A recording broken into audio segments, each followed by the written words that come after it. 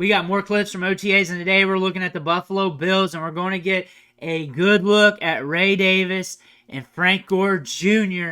from OTAs. We're going to watch them work through some drills, but before we dig in, you need to click that subscribe button right now. We're going hard in the paint, looking at the rookies every single day, from rookie camp to OTAs, mini camp, and training camp, on top of your favorite veterans. You want to see what they're doing behind the scenes? It's going to be right here. Click that button. Stop missing out.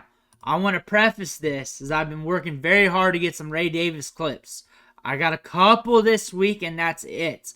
I prayed for it in the Josh Allen video I did a few days ago. I was hoping I would manifest some more. It didn't happen, but I did say I would still make the video. I got it right here. I pulled up some clips from a while back as well. So we want to look at Frank Gore Jr., Ray Davis, talk some ball here. And I like Ray Davis a lot in this offense. Frank Gore Jr., we're paying attention to him. He does have some upside. I liked him as a prospect. But Ray Davis here. Ray Davis in this offense is a very underrated prospect when you look globally or in the macro of this draft. And I'm saying this because last year the Bills brought in the ghost of Leonard Fournette. And everybody in football, everybody on social media got excited about it. We were watching it every day, wondering if he was going to get snaps, touches.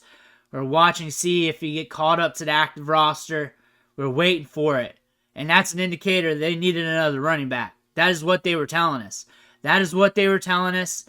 And then they came to the 4th round. They drafted Ray Davis. And what do we know about Ray Davis during his time at Kentucky? He's very efficient. He's very good between the tackles. He can also catch the ball in the backfield. He can scoot a little bit. He's also a very dependable running back prospect.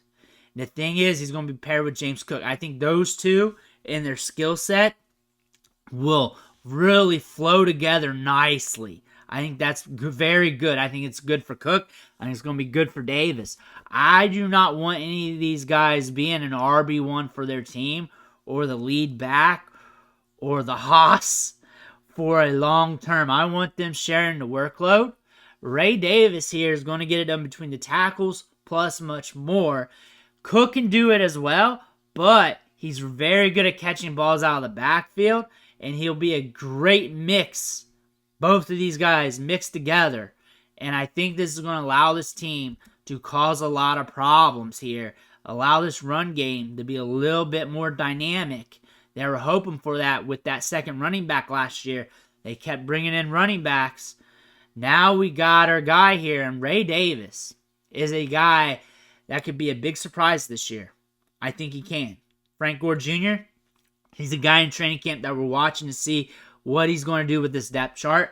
He does have some upside. There's some other running backs there you got to pay attention to. I think Ray Davis, though, is the guy that could really be the surprise play on this Bills offense. Not many people are talking about him. The beat writers are obviously sleeping on him. Beat writers always sleep on running backs because they do not want to show them running through the bags like that, because to them that's boring on social media. They want to show players catching balls, and running backs are used more like learning the installment of the system by going through the holes, going through the bags, all that stuff, and then a little bit in the passing game, kind of like what we're seeing here.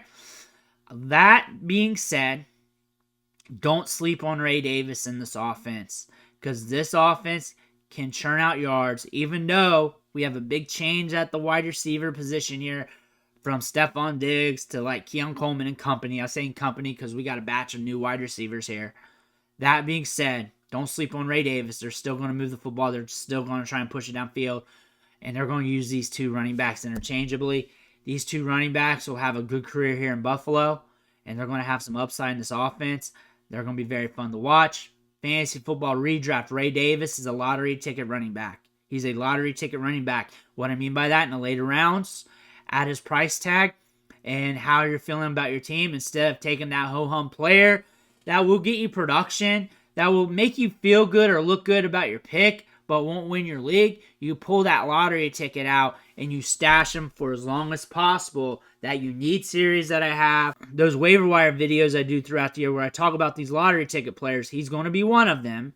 And you stash 2 to 3, more or less, depending on your roster size, depending on how the draft went for you, of these players, these young year one, these rookies, year two players who are running backs, who catch balls out of the backfield, those younger wide receivers who are on faster paced offenses, who fell off during the rookie season or year two, that could hit.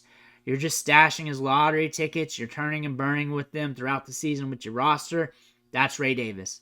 That's Ray Davis. You're paying attention to him. You're holding tight on him. And in Dynasty, he is super cheap. You're catching him in the third round of rookie drafts.